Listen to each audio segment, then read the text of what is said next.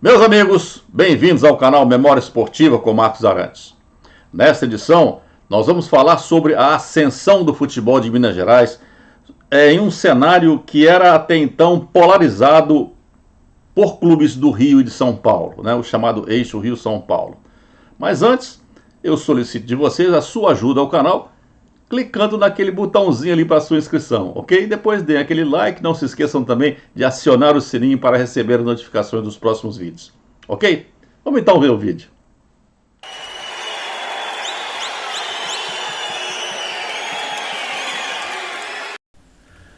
Até o início da década de 1960, no futebol brasileiro havia uma hegemonia pelos clubes do eixo Rio-São Paulo. Tinham mais destaque na imprensa e seus campeonatos regionais, o Paulista e o Carioca, despertavam maior interesse, mesmo a nível nacional.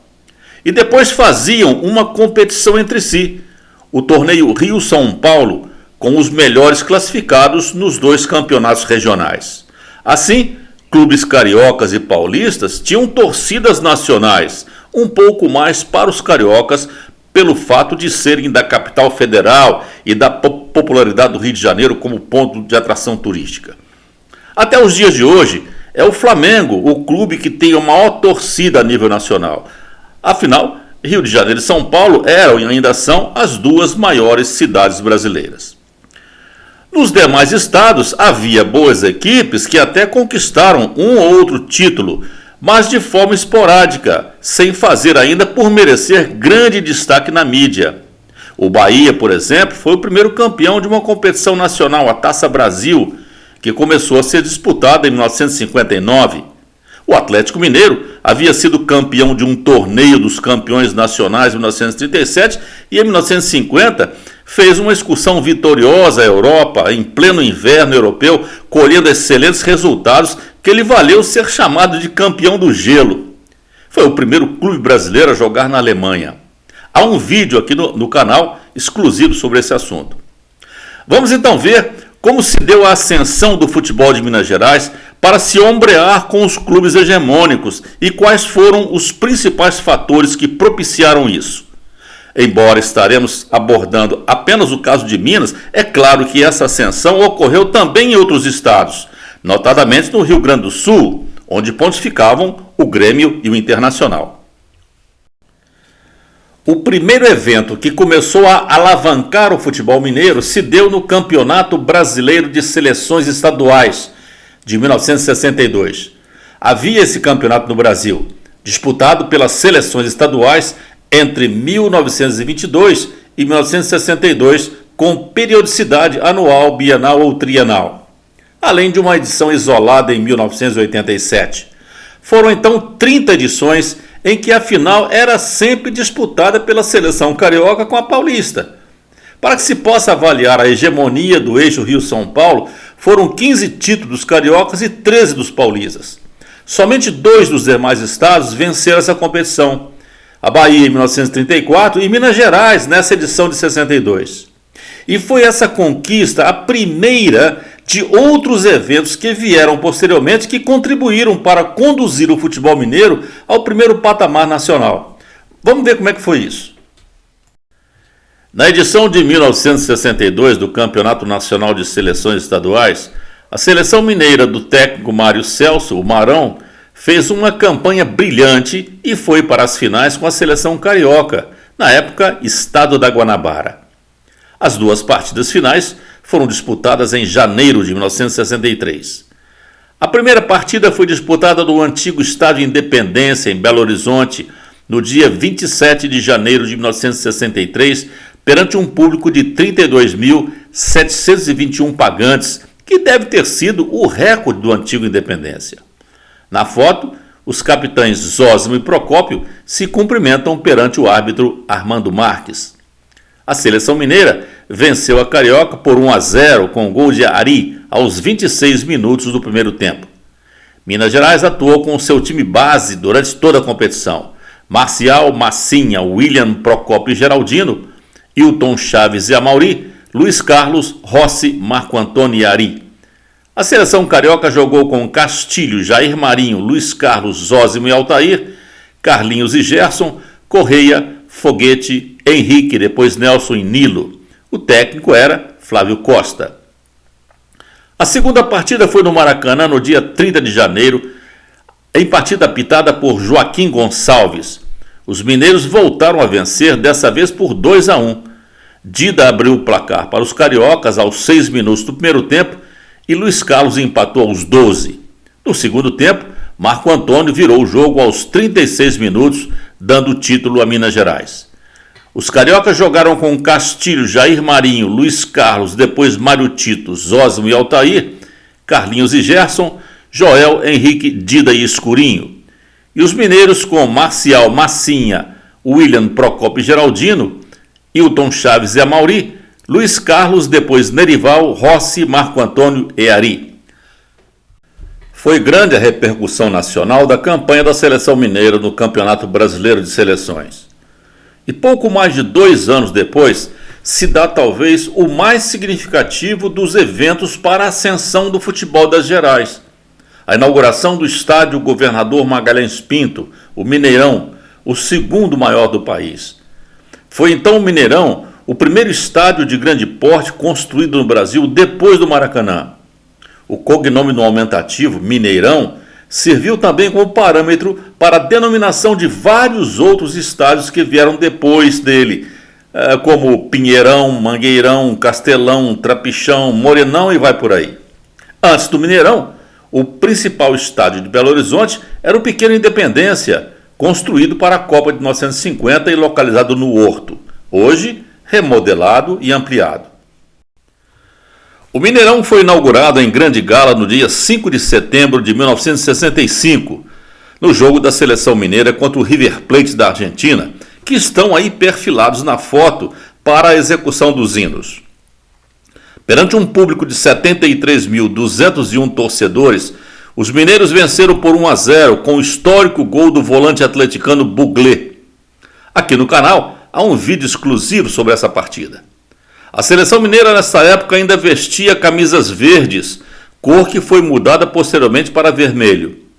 Em pé, da esquerda para a direita, só os jogadores Bueno, Canindé, Grapete, Buglé, o autor do gol que aparece aí assinalado, Fábio e Décio Teixeira.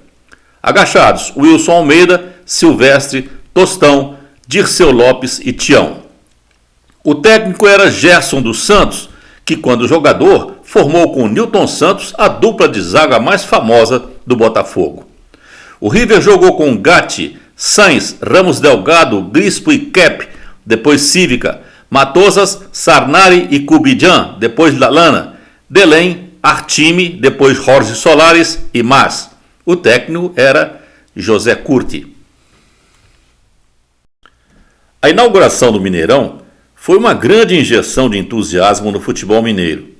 Como consequência desse novo impulso, o interesse do público aumentou e as rendas deram um salto, com o estádio sempre lotado.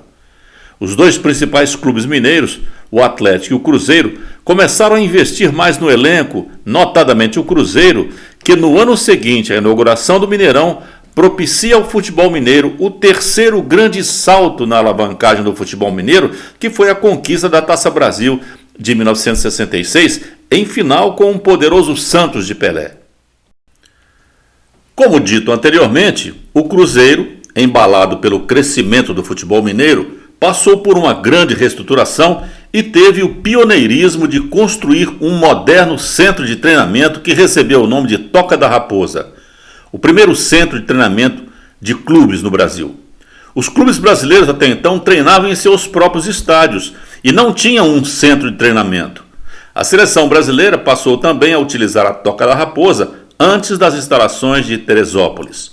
Somente algum tempo depois foram surgindo outros centros de treinamento de outros clubes no Brasil que foram recebendo nomes emulando a Toca da Raposa, de acordo com o mascote do time. Então assim vieram a Toca do Leão, Ninho do Urubu e outros. Paralelamente à construção da Toca, o Cruzeiro montou uma grande equipe, um grande elenco com jogadores ao nível de Raul, Wilson Piazza, Tostão, Dirceu Lopes, Natal e outros. Esta equipe de futebol primoroso era comandada pelo técnico Ayrton Moreira, irmão dos dois técnicos da seleção brasileira, Zezé Moreira e Aimoré Moreira. A Taça Brasil, conquistada pelo Cruzeiro em 1966, era o campeonato de âmbito nacional, sendo a primeira competição brasileira entre clubes de futebol criada pela CBD para substituir o deficitário Campeonato Brasileiro de Seleções Estaduais. A Taça Brasil foi disputada integralmente no sistema de mata-mata de 1959 a 1966. Nas duas edições seguintes, 67 e 68, foi adotado um modelo híbrido, com mata-mata e pontos corridos em algumas zonas e grupos na fase classificatória. Participavam da Taça Brasil as equipes campeãs estaduais de todo o país, porém as equipes mais fortes disputavam apenas as fases finais. Na edição de 1966, o Cruzeiro foi para as finais enfrentando o poderoso time do Santos de Pelé e companhia. O primeiro jogo teve como palco Mineirão, no dia 30 de novembro de 1966, com um público estimado em 90 mil torcedores. O Cruzeiro, com uma exibição de gala, venceu o Santos pelo inacreditável placar de 6-2, causando enorme repercussão em todo o país. O primeiro tempo já terminou com um inacreditável placar de 5-0 para os mineiros. Pelo Cruzeiro marcaram Zé Carlos contra, Tostão, Natal e Dirceu Lopes, possivelmente na sua melhor partida da carreira, marcou os outros 3 gols. Toninho Guerreiro fez os 2 gols do Santos. O Cruzeiro jogou com Raul, Pedro Paulo, William, Procópio e Neco, Wilson, Piazza e Dirceu Lopes, Natal, Tostão, Evaldo e Hilton Oliveira. O Santos jogou com Gilmar, Carlos Alberto Torres, Mauro, Oberdan e Zé Carlos, Zito e Lima, Dorval, Toninho, Pelé e Pepe. O segundo jogo foi no Pacaembu no dia 7 de dezembro. Tempo chuvoso e campo lamacento. O Santos abre o placar aos 24 minutos do primeiro tempo com um gol de Pelé. Toninho amplia para 2-0 aos 26 minutos. E o primeiro tempo terminou com 2-0 para o Santos. Naquela época, não havia o critério de gols marcados e o Santos estava certo da vitória e da realização de uma terceira partida. Assim, no intervalo, os dirigentes santistas estiveram no vestiário do Cruzeiro para combinar a marcação do terceiro jogo e foram expulsos aos berros por Felício Brandi, o presidente do Cruzeiro, que repetia para eles: o jogo não acabou e não vai ter terceira partida. O episódio até serviu para mexer com os brios dos jogadores. Começa o segundo tempo e mais uma atuação épica do Cruzeiro ocorre. Nem a perda de um pênalti cobrado por Tostão no início do segundo tempo arrefeceu os ânimos de reação dos jogadores. Mas logo em seguida começa a reação através do mesmo Tostão cobrando falta.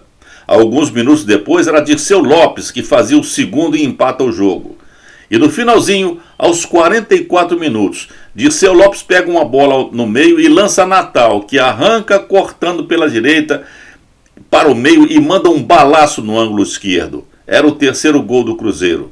O gol que fechou com chave de ouro a espetacular reação do time mineiro, que garantiu o primeiro título nacional para a Raposa.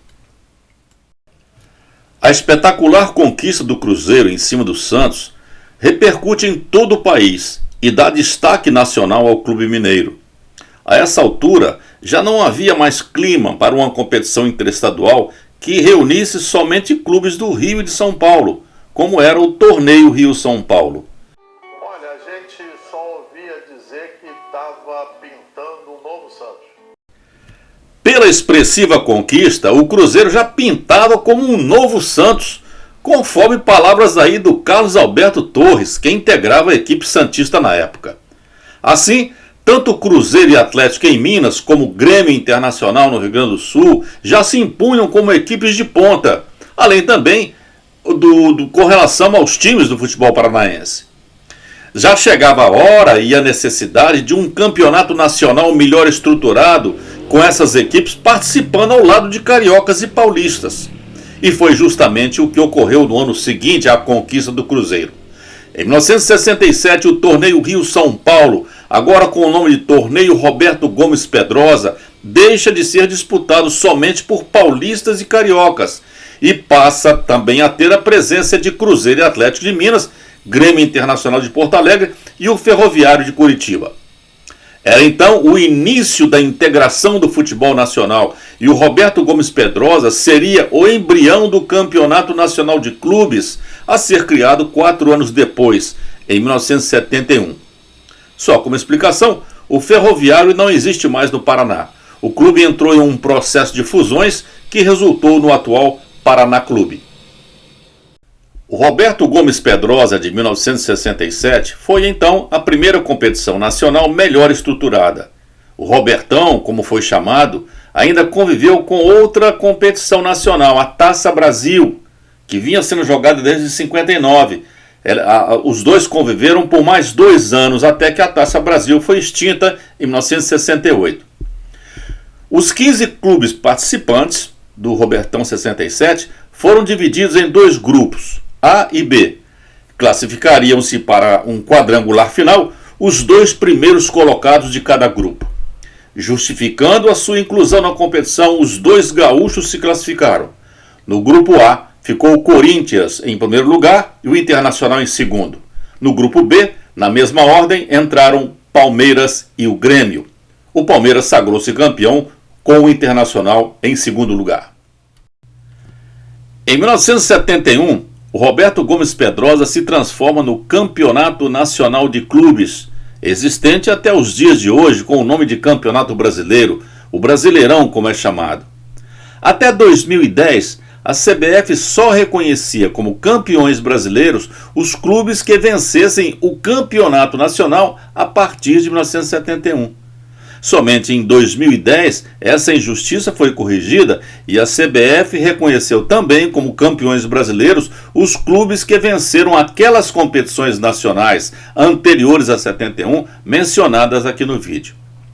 Após a inclusão dos 2 mineiros e dos 2 gaúchos no Robertão de 1967, clubes de outros estados também foram sendo incluídos nos anos seguintes. E na primeira edição do Campeonato Nacional de 71, além dos cariocas e paulistas, participaram também mais um mineiro, o América, o Bahia, o Ceará, o Coritiba e os 2 pernambucanos na Santa Cruz Sport. A competição se firmava mais uma vez como um certame de âmbito nacional. E Minas Gerais teve a oportunidade de se reafirmar mais ainda no cenário nacional, com o Atlético conquistando o título nacional de 71 e durante muito tempo foi considerado o primeiro campeão nacional. O Galo, comandado por Tele Santana, foi para um triangular final com Botafogo e São Paulo. Venceu o São Paulo por 1-0 e sagrou-se campeão no Maracanã, vencendo o Botafogo por 1-0 com um gol de Dario de cabeça após um lançamento de Humberto Ramos pela esquerda. E esta que aí está é a equipe base do Galo, campeã de 71. Em pé, Renato, Humberto Monteiro, Grapete, Vanderlei, Vantuír e Odair. Agachados estão Ronaldo, Humberto Ramos, Dario, Lola e Tião. Na trajetória de afirmação dos clubes mineiros no cenário nacional durante a década de 1960, teve mais um episódio emblemático, desta vez envolvendo o Atlético. Em 1968, o Galo foi convidado para representar a seleção brasileira vestindo a camisa amarela da seleção. Foi em um amistoso contra a Iugoslávia, no Mineirão, no dia 19 de dezembro de 1968. A Iugoslávia fez 2-0 e o Galo Brasil, numa reação espetacular, virou o jogo para 3-2. E aí está o Galo vestindo a amarelinha, que jogou com Mussula, Vander, Grapete, Normandes, depois de Djalma Dias e Décio Teixeira, Vanderlei e Amauri, Ronaldo, Vaguinho, Lola e Tião, depois Caldeira. Além do Atlético, somente mais um clube brasileiro teve esse privilégio de vestir a amarelinha contra uma seleção nacional. E mais 2 outros em outras situações. Aguardem um vídeo aqui no canal sobre esse assunto. E assim se deu então a ascensão do futebol mineiro no cenário nacional, assim como também das demais praças do país. Ainda com relação aos mineiros, depois do período aqui relatado, vieram mais títulos, e por Atlético e Cruzeiro passaram grandes craques do futebol brasileiro. Aí estão na imagem apenas uma pequena amostra desses jogadores. Os dois mineiros conquistaram títulos importantes nas competições nacionais e sul-americanas.